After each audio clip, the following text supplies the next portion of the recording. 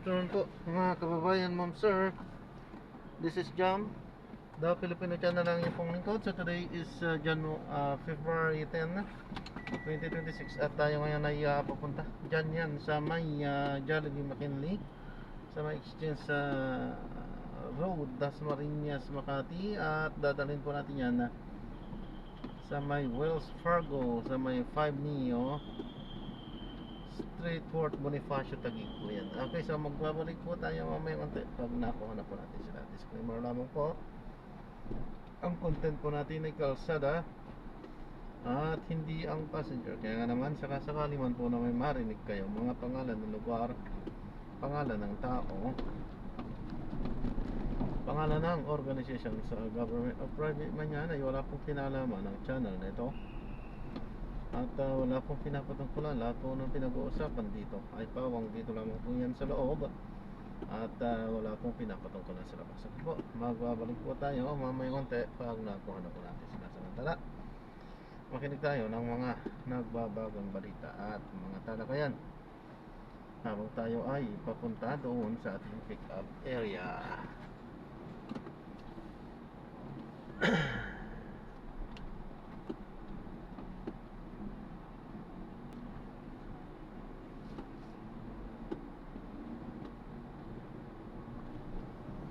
Yan, pinago tayo ng ng guard doon, no?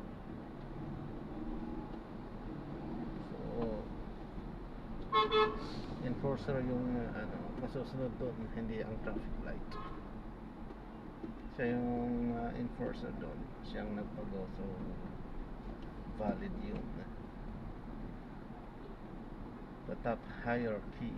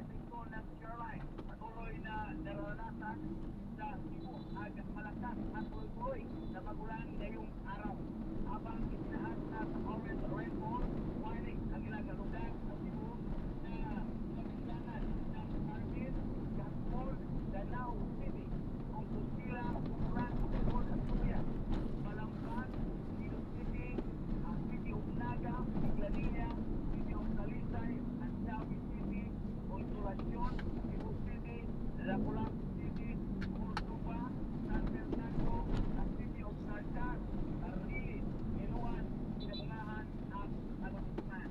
Mula Super Radio Cebu ako Super Guama Tumbronyo, nagulat para sa Super Radio, CCWB, dapat ito, hataw sa hapon.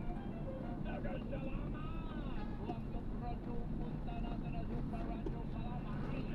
Isang mangingisda na itimtasan siyang nakakatayan sa group tumangkong bangka. Siyang karakatan ng Aborlan, Palawan. Pangalawang buhay mo na yan. Gareth, Talomle, tumutong ka. Magandang hapon. Magandang hapon, Gareth. Isang tay-tay-tay. Sa mga isda na isang matutuhan na sa rin sa posisyon.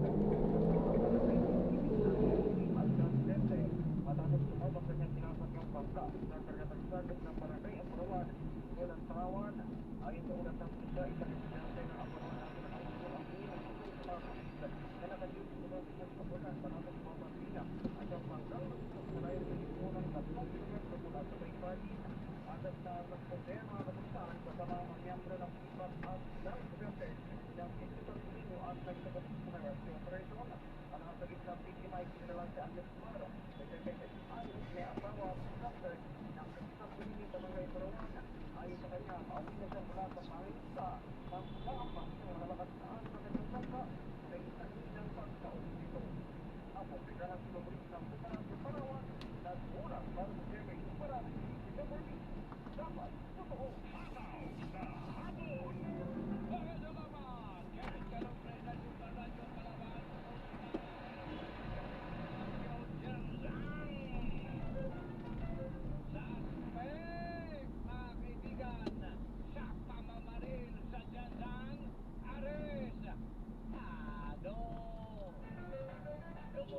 sa balitang yan, Jared, magsilawan, tayo nga po, Jared.